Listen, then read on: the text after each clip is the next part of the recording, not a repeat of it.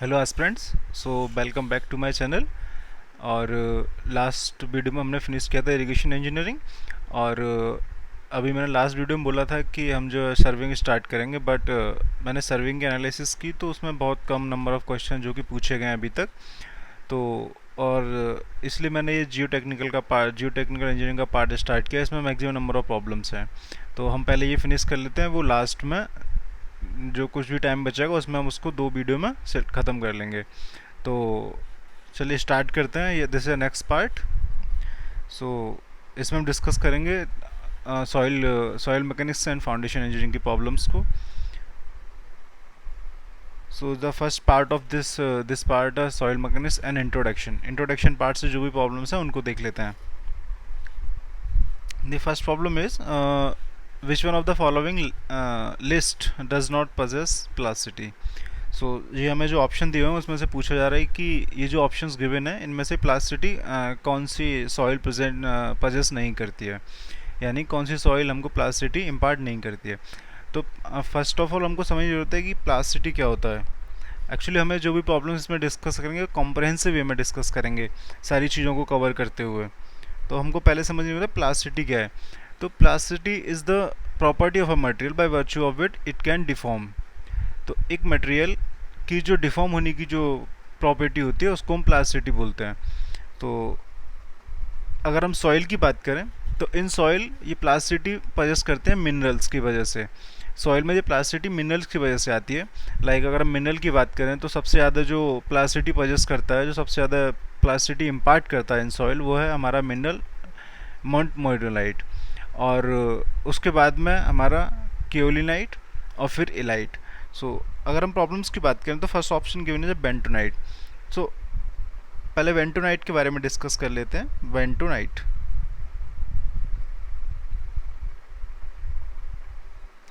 Bentonite is a soil which is form due to the weathering of volcanic gas. So ये form होती है weathering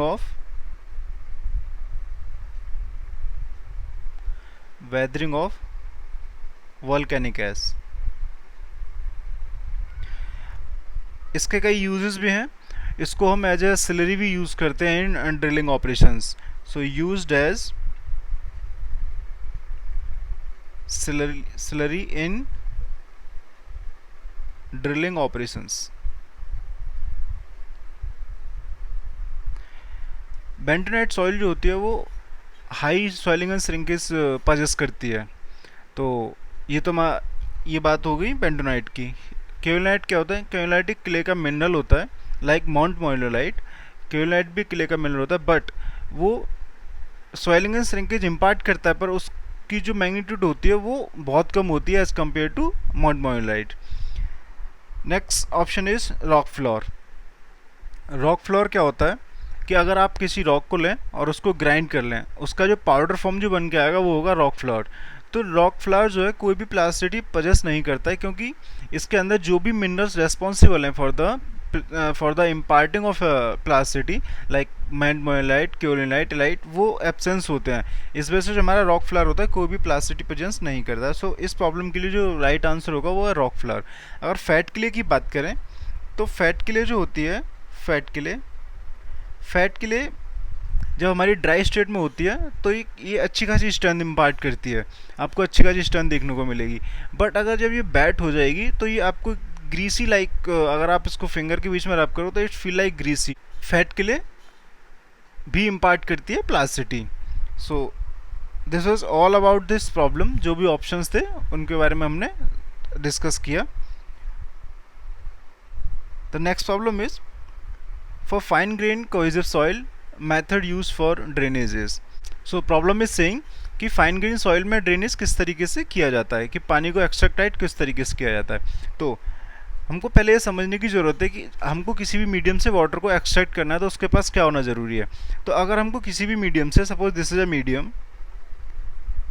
is a soil medium, और आपको इसमें से पानी को एक्सट्रैक्ट करना है, तो इस मीडियम के पास क्या क्या ज़रूरी है? पहले तो ये मीडियम पोरस होना चाहिए। अगर ये मीडियम पोरस होगा तो इसमें वाटर भी अवेलेबल होगा। और दूसरा, इसके पास परमेबिलिटी होनी चाहिए। परमेबिलिटी एक वो प्रॉपर्टी है जिसके थ्रू वाटर फ्लो करता है। तो अगर हम बात करें केस ऑफ क्ले यानी फाइन ग्रेन सॉइल की बात करें, तो फाइन ग्रेन सॉइल में हम क्ले ले लेते हैं। अगर हम क्ले की बात करें, जो हमारी क्ले है उसके पास पोरस तो है, वो पोरस है, उसके पास पोरोसिटी है, उसके पास बॉइड्स प्रेजेंट है, उसके पास वाटर प्रेजेंट है, बट उसकी जो परमेबिलिटी होती है वो बहुत कम होती है। इस वजह से water by the action of gravity easily flow नहीं करता, हमको उसको एक्सट्रैक्ट आउट करने के लिए एक्स्ट्रा एनर्जी की ज़रूरत पड़ती है। तो डिचेस एंड सम्स क्या होते हैं, हमने किसी भी ड्रेनेज के बराबर में कोई भी एक रेक्टेंगुलर ओपनिंग बना दी या कोई भी ओपनिंग बना दी उसके बराबर में, तो उसमें क्या होगा कि वाटर अपनी ड्यू टू द ग्रेविटी उसमें फ्लो करके एंटर करने लगेगा। Same with shallow well system, इसके लिए भी हमको एक ऐसा मीडियम चाहिए जिसके पास पोरोसिटी भी हो और परमेबिलिटी भी हो। And next is deep well system, तो इसमें भी सेम प्रॉपर्टी की रिक्वायरमेंट है कि मीडियम के पास पोरोसिटी भी होनी चाहिए और परमेबिलिटी भी होनी चाहिए। तो जो लास्ट ऑप्शन बचता है हमारा electro osmosis, so this is the correct answer. Electro osmosis क्या होता है, ये एक प्रोसेस है जिसमें कि वो जो वाटर है फ्लो करता है high current to low current की तरफ। सो और इसके इलेक्ट्रो ऑस्मोसिस के और भी यूजेस हैं। इसको हम सॉइल वाटर को प्योरीफाई करने के लिए यूज़ कर सकते हैं, सॉइल को प्योरीफाई करने के लिए यूज़ कर सकते हैं। सो इस प्रॉब्लम का आंसर हो गया डी।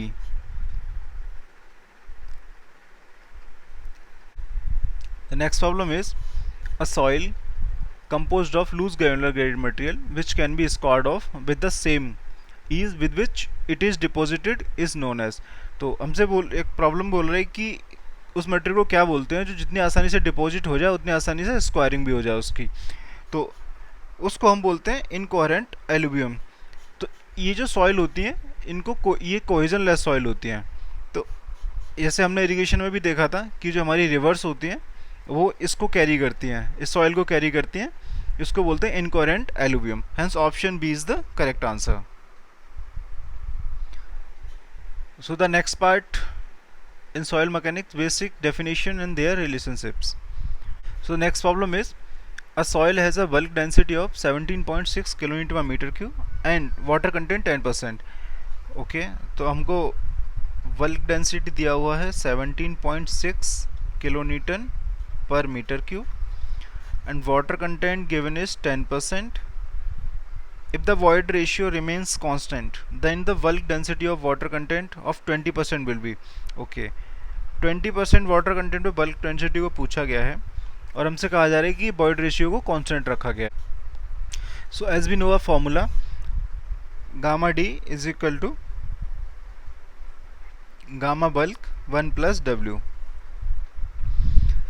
हमें एक और फॉर्मूला पता है, gamma D is equal to G gamma W 1 plus E. इसको इधर सब्स्टिट्यूट करेंगे तो आएगा G gamma W 1 plus E is equal to gamma bulk 1 plus W. अगर इस रिलेशनशिप को ऑब्जर्व करें तो जी हमारा कांस्टेंट है, जी कांस्टेंट है, गामा डब्ल्यू कांस्टेंट है, प्रॉब्लम ने ई को भी कांस्टेंट कर दिया तो ये पूरा टर्म कांस्टेंट हो गया। तो यहाँ से हमको ये समझ में आया कि जो हमारा गामा बल्क होगा वो डायरेक्टली प्रोपोर्शनल होगा 1 प्लस डब्ल्यू के। तो हम इस रिलेशनशिप को यूज़ करके इस प्रॉब्लम को सॉल्व कर सकते हैं। सो अब प्रॉब्लम की तरफ बढ़ते हैं। ये तो रहा इसका साइड का पार्ट। प्रॉब्लम में गामा बल्क दिया हुआ है 10% वाटर कंटेंट पे, तो 17.6 इज इक्वल टू 10% पे दिया हुआ है 1 प्लस 0.10। हमको निकालना है गामा बल्क 1 प्लस 0.20 पे। यहाँ से हम सॉल्व कर सकते हैं इसको। तो जब इसको सॉल्व करेंगे तो सॉल्व करने के बाद जो रिजल्ट आएगा 19.2 किलोन्यूटन पर मीटर क्यूब।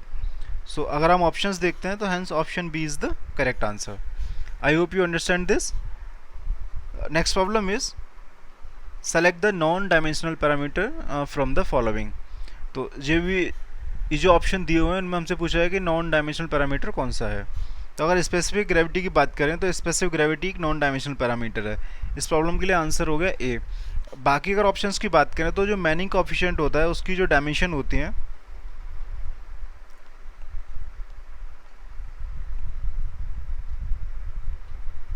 अगर मैनिंग्स कोफिशिएंट की बात करें तो उसकी जो डायमेंशंस होती हैं वो होती है टी एल की पावर 1/3। आप ऐसे ड्राइव भी कर सकते हो, फॉर्मूला होता है मैनिंग कोफिशिएंट का। उन्होंने वेलोसिटी का फॉर्मूला दिया था 1/n r की पावर 2/3 s की पावर 1/2। अगर इस इक्वेशन में देखेंगे तो ये यूनिटलेस क्वांटिटी है स्लोप, और बाकी हमको यूनिट पता ही है, ये वेलोसिटी होता है मीटर पर सेकंड, इसको हम लिख सकते हैं L/T 1/n, ये हो जाएगा 1/n, और r जो r होता है हमारा A/P यानी area divide by perimeter. Area होता है मीटर स्क्वायर, पेरीमीटर होता है मीटर, तो यहाँ से ये मीटर निकल के आ जाएगा। मीटर को हम स्टैंडर्ड क्वांटिटी में L लिख सकते हैं, L 2/3। जब आप इसको सॉल्व करोगे तो ये n is equal to T L की पावर 1/3 निकल के आ जाएगा। एंगुलर वेलोसिटी का हमको पता ही है, होता है रेडियन पर सेकेंड, एंड स्पेसिफिक वेट हमको पता है, स्पेसिफिक वेट होता है किलो न्यूटन पर मीटर क्यूब। स्पेसिफिक वेट का मतलब होता है कि वेट पर यूनिट वॉल्यूम, वेट पर unit volume. So I hope you understand this. ये एडिशनल चीज़ें थी।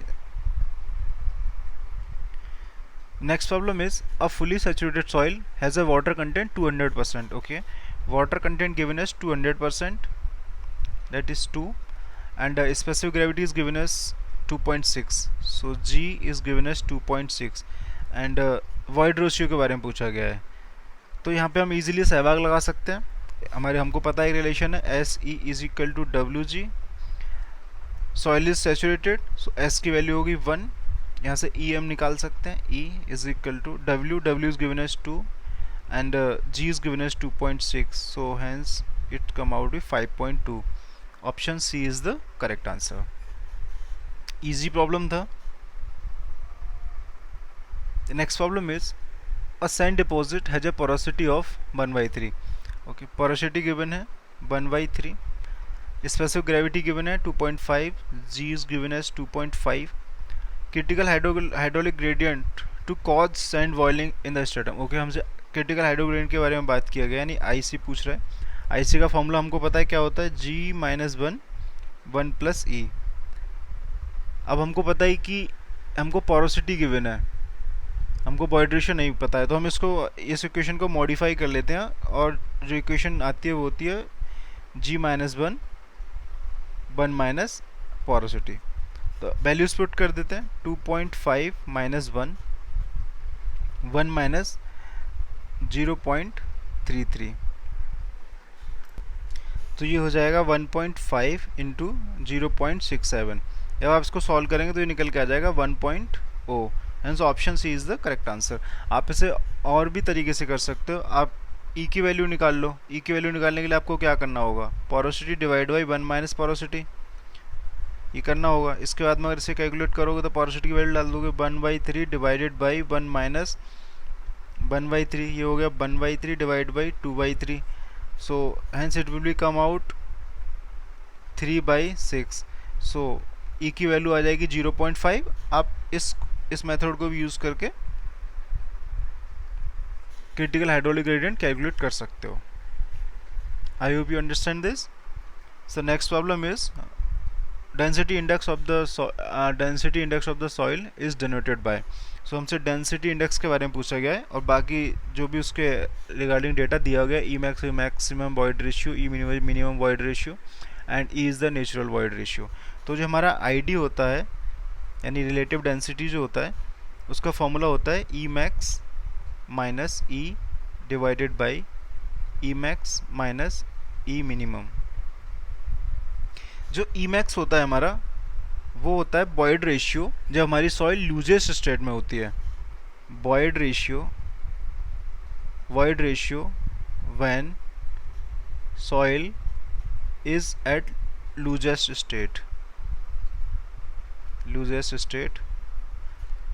E जो होता है हमारा, वो होता है void ratio Boyd ratio at natural state and E minimum होता है Boyd ratio at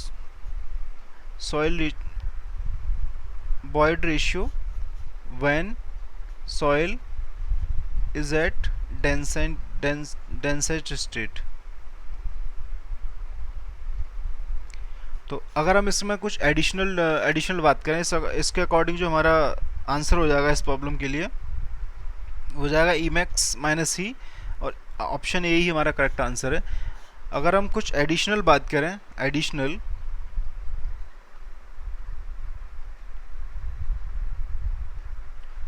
तो जो आईडी होता है हमारा वो एब्सोल्यूट पैरामीटर है, वो बताता है डेंसनेस ऑफ द सॉइल, और ये वैलिड है हमारा कोहेजनलेस सॉइल के लिए. सो वैलिड फॉर कोहेजनलेस सॉइल. अगर आपको क्ले के लिए भी डेंसिटी इंडेक्स निकालना है तो उसमें एक ये वाला यूज़ नहीं होता है डेंसिटी इंडेक्स, उसके लिए हम रिलेटिव कॉम्पैक्शन यूज़ करते हैं. तो एक टर्म आता है relative compaction. Relative compaction valid होता है दोनों तरह की सॉइल के लिए, चाहे वो कोहेजनलेस हो या वो कोहेसिव सॉइल हो. उसका जो रिलेशन होता है R C is equal to 80 plus 0.2 ID. अच्छा, हम ये भी जान सकते हैं कि ये हमारा जो डेंसिटी इंडेक्स है वो कोहेजनलेस सॉइल के लिए ही क्यों वैलिड है, कोहेसिव सॉइल के लिए क्यों वैलिड नहीं है. तो ये कोहेसिव सॉइल के लिए इसलिए वैलिड नहीं है कि जो हमारी सॉइल लूजर स्टेट पे होती है तो उसके जो बॉइड रेशियो उसको हम एग्जैक्टली कैलकुलेट नहीं कर सकते, उसमें काफ़ी अनसर्टेनिटी होती है इन लैब कैलकुलेट करने में. तो इसलिए हम इसको कोहेजनलेस सॉइल के लिए यूज़ करते हैं, कोहेसिव सॉइल के लिए यूज़ नहीं करते हैं. So this is all about this problem. I hope you understand this. So the next problem is a soil sample is having a specific gravity 2.6. So G is given as 2.60 and Boyd ratio is given as 0.78. Water हमसे पूछा रहा है water content required to fully saturate the soil at that Boyd ratio will be. तो हमसे पूछ रहा है water content क्या होगा जब हमारी डिग्री ऑफ सेचुरेशन 1 हो जाएगी, मतलब सॉइल हमारी फुली सेचुरेटेड हो जाएगी. तो वही अपना simple formula S C is equal to W G लगा सकते हैं. एस 1 हो गया, ई की वैल्यू गिवन है 0.78 is equal to water content हमको निकालना है, जी इज गिवन एज 0.60. तो यहाँ से जब हम वाटर कंटेंट कैलकुलेट करेंगे तो आएगा 30% निकल के. Hence option B is the correct answer. The next problem is if A initial mass of the sample, okay, initial mass of sample दिया हुआ A, initial mass of sample is equal to A, okay, mass of sample after drying moisture, यानी oven dry करने के बाद उसका मास दिया हुआ है. तो after ओवन ड्राइंग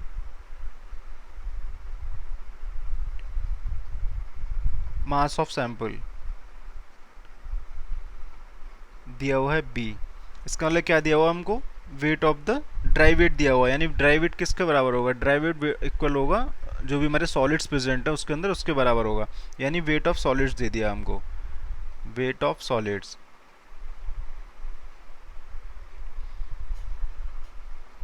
हमसे पूछा जा रहा है मॉइस्चर कंटेंट के बारे में बात कर रहा है. तो जो मॉइस्चर कंटेंट होता है, मॉइस्चर कंटेंट वो होता है हमारा weight of water divide by weight of solid. तो वेट ऑफ वाटर आ जाएगा, यहाँ से निकाल सकते हैं A माइनस बी, ये हो गया हमारा weight of water. Weight of solid V into 100. सो अगर हम गिवन ऑप्शन की बात करें ये परसेंटेज में निकल के आएगा. तो options are given as A minus B divide by B. Option C is the correct answer. The next problem is a cohesive soil yields a maximum dry density of 16 kilometre पर metre की. Okay, gamma D max दिया हुआ है हमको 16 kilonewton per meter cube. During a standard Proctor compaction test, what would be its void ratio? The specific gravity is okay. Specific gravity दी हुई है 2.60. हमसे वॉइड रेशियो के बारे में बात कर रहा है, तो इसके से हम वॉइड रेशियो निकाल सकते हैं. Gamma D max is equal to G gamma W 1 plus E.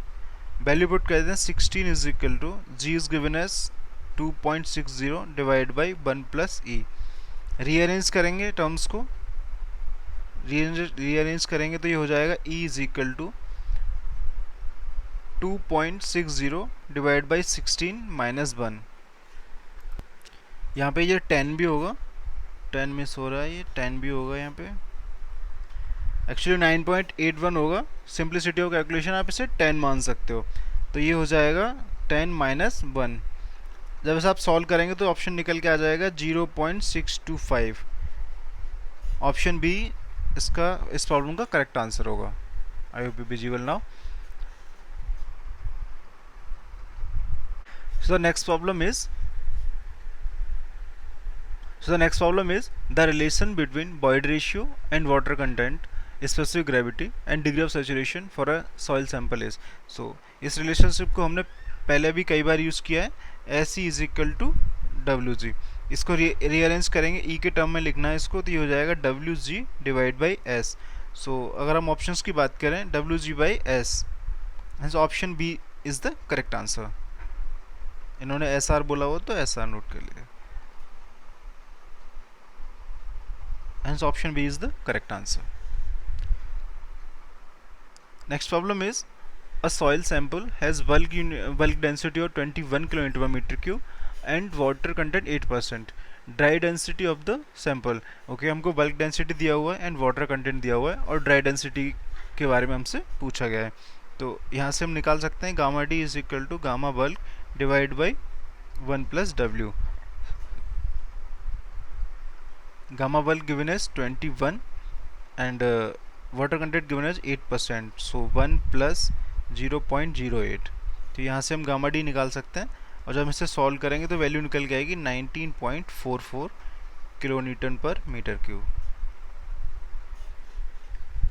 I hope you understand this.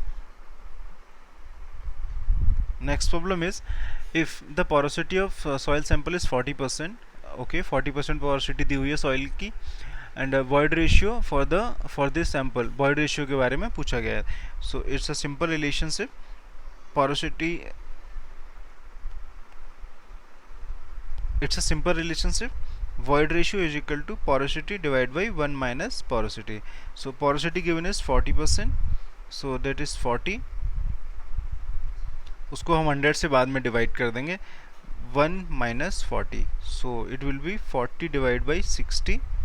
So 2 by 3. सो हो जाएगा 0.66.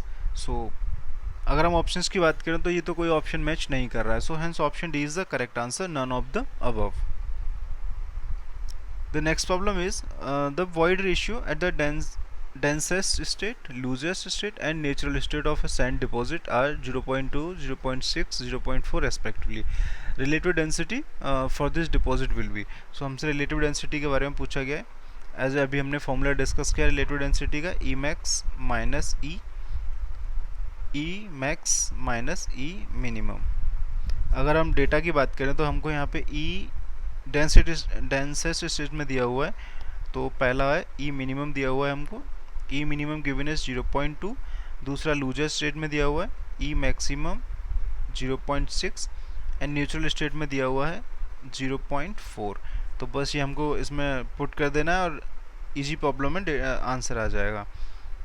0.6 minus 0.4 divided by 0.6 minus 0.2. So 0.2 divided by 0.4. So it's 50%. Hence option C is the correct answer. Next problem is density index is the term used to express relative compactness as compactness of. Okay, अभी जो हमने additionally एक previous problem में बात की थी कि जो हमारी डेंसिटी इंडेक्स होती है वो वैलिड होती है सिर्फ कोहेजन लेस सॉइल के लिए। कोहेजिव सॉइल के लिए हम इसलिए यूज़ नहीं करते क्योंकि जो हमारी कोहेजिव सॉइल होती है उसमें जो लूजर स्टेट में उसका जो बॉयड रेशियो होता है उसको कैलकुलेट करने में काफ़ी वेरिएशन आता है, मतलब काफ़ी अनसर्टिनिटी इन्वॉल्व होती है। एग्जैक्ट हमारे पास उसके एग्जैक्ट डेटा लैब में हमारे पास ऑप्टेन नहीं होता है, इस वजह से हम इसको कोहेजन लेस सॉइल के लिए यूज़ करते हैं। Hence option A is the correct answer. The next problem is the ratio between the total volume of voids, okay, total volume of voids BB and the total volume of solids, okay, BS। तो हमसे ratio पूछा जा रहा है कि total volume of voids और total volume of solids, total volume of solids के बारे में बात कर रहा है। अगर यहाँ पे टोटल वॉल्यूम ऑफ सॉइल बोलते हैं तो प्रॉब्लम बदल जाती है, तो बी केयरफुल।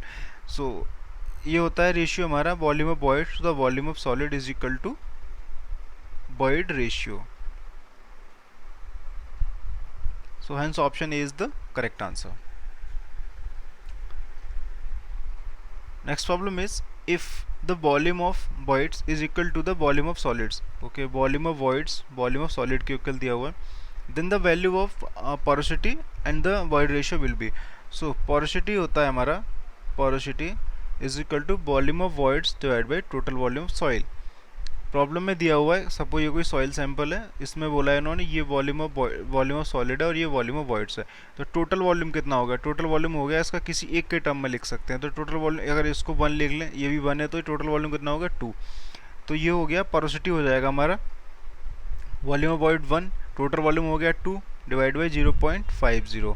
अगर हम यहीं से कैलकुलेट कर सकते हैं वॉइड रेशियो को, void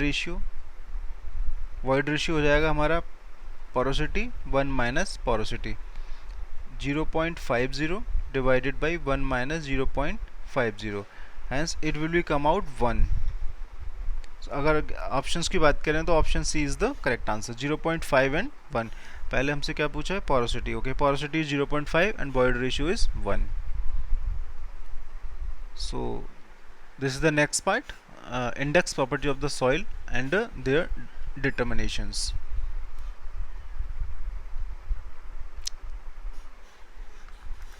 So the next problem is a given soil sample has the following given size analysis, okay, size दिया हुआ है, size less than 2 mm 80%, less than 0.75 mm 30%, less than 0.05 mm 10%, and 0.66 mm 60%, and 0.002 mm 2%। तो इसके हिसाब से पूछा गया कि हमारी ये सॉइल किस टाइप की है, सॉइल का ग्रेडेशन के बारे में पूछा गया। तो अगर हमको सॉइल का ग्रेडेशन बताना तो हम उसका कोफिशिएंट ऑफ यूनिफॉर्मिटी पे बात करेंगे, यानी CU पे बात करेंगे। उसको CU की वैल्यू होती है D60 डिवाइड बाई D10। यहाँ से हम देख सकते हैं D60 मतलब D60 का मतलब हो गया कि 60% size of 60% particle are finer than this size. तो ये हमको देखना पड़ेगा 60% क्या है, 60% है 0.66 mm, यानी 0.66। D10 है हमारा 10% particle finer than this size, मतलब 0.005। जब आप इसको सॉल्व करेंगे तो it will come out to be 132, यानी CU is greater than 6, CU is greater than 6, यानी हमारी ये सॉइल है वेल ग्रेडेड सॉइल है, एंड वेल ग्रेडेड सॉइल और कोर्स ग्रेन सॉइल है। अगर हम इसमें एडिशनल इन्फॉर्मेशन की बात करें, एडिशनल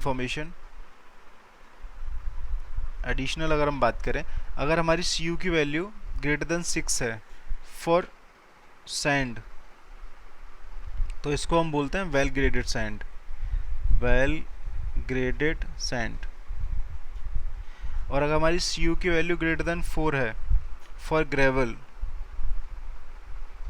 तो इसको बोलते हैं हम well graded gravel, well graded gravel. और अगर हमारी कोफिशिएंट ऑफ यूनिफॉर्मिटी की वैल्यू अप्रॉक्सीमेटली 1 हो जाती है तो इसको हम बोलते हैं uniformly graded course grand soil, course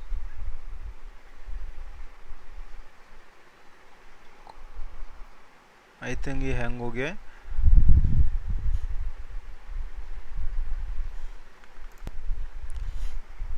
I think मेरा सिस्टम जो फिर से हैंग कर रहा है, तो आपको मेरी आवाज़ आ जाएगी शायद। CU की अगर वैल्यू अप्रॉक्सीमेटली बन है, तो ये होगा हमारा uniformly graded coarse grain soil, coarse grain soil. So ये थी कुछ extra information about this problem, जो कि हमने और भी प्रॉब्लम्स को इसके हेल्प से सॉल्व कर सकते हैं। सो इस प्रॉब्लम के लिए जो हमारा आंसर होगा वो सी करेक्ट होगा। इस पार्ट में यहीं तक रखते हैं, इसके आगे हम कंटिन्यू करेंगे क्योंकि फिर से कोई टेक्निकल प्रॉब्लम आ रही है सिस्टम में।